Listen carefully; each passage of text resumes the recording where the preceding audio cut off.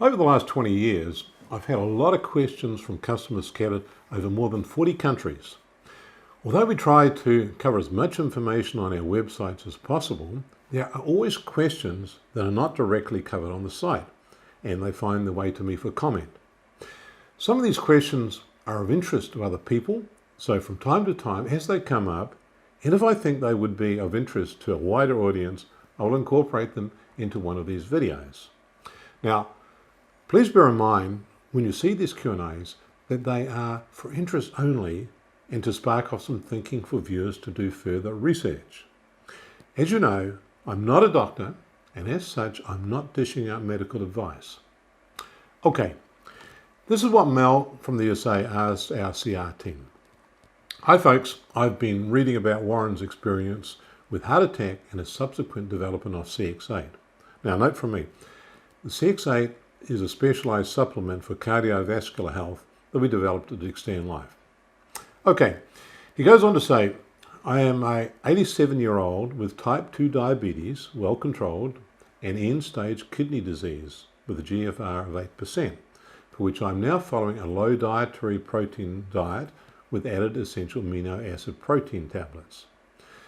Things are stable at the present. An additional problem is intermittent calcification, which limits my walking to about 10 minutes before resting. Also, I experience stinging in the calves during bedtime, relieved by hanging the legs out on cooler night air. Now, being a retired engineer, I've sought information on the web, and my conclusion was I have a lack of circulation due to vascular calcification. I tried vitamin K with MK7, but no improvement. Your CX8 looks a possibility. Have you had any patient feedback yet of product efficacy for vascular calcification? I think I'm willing to give it a go, provided the ingredients are unlikely to adversely affect my kidneys. You may have this answer. If not, I could try my GP. Here was my answer. Actually, I didn't have a heart attack, Mel. My problem was excessive calcification of the aortic valve, which required replacement via open heart surgery. With regard to vascular calcification, I have no doubt whatsoever that there is no better solution than CX8 to help with this process.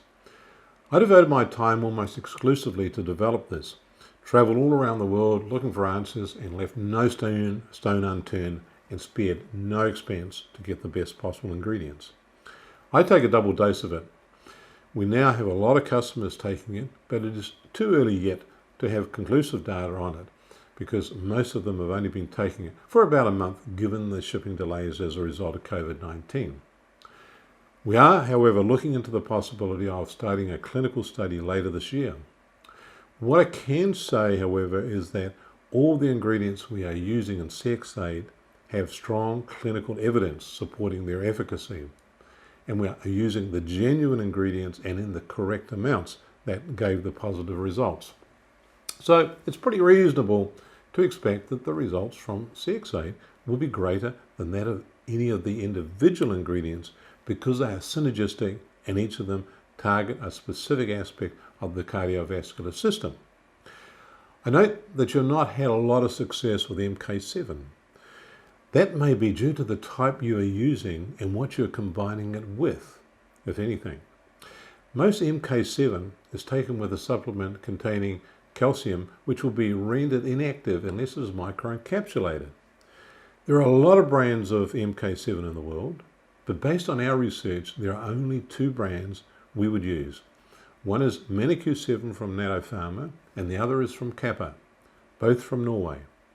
Now, with regard to kidney disease, the correct form of MK7 can be very helpful. As an indication, I have a friend in Australia who was on the waiting list for a kidney transplant. His eGFR was 13%, and he started taking a high dose of 𝗙𝗙𝗟𝗪 2 years ago.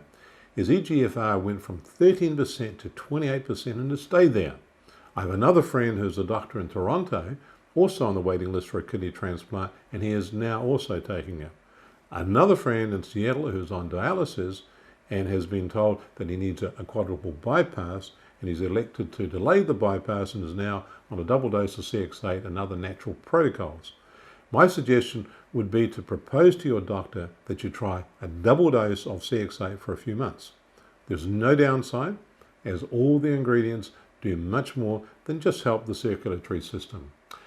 I would also suggest that you add to that regime a double dose, 4 soft gels a day, of our QH Ultra, which is quite a unique fish oil with ubiquinol from Japan, which is the active form of CoQ10 and much more bioavailable.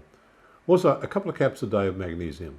I would also suggest that you go to the CX8 page on the Extend Life website and click on the link in the ingredient tabs.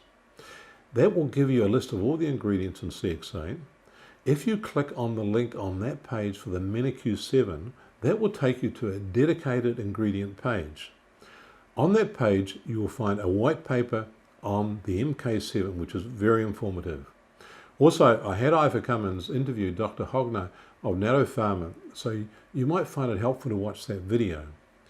It is also on that page along with some other information about MK7 related to kidney health. So I hope that helps. Thank you.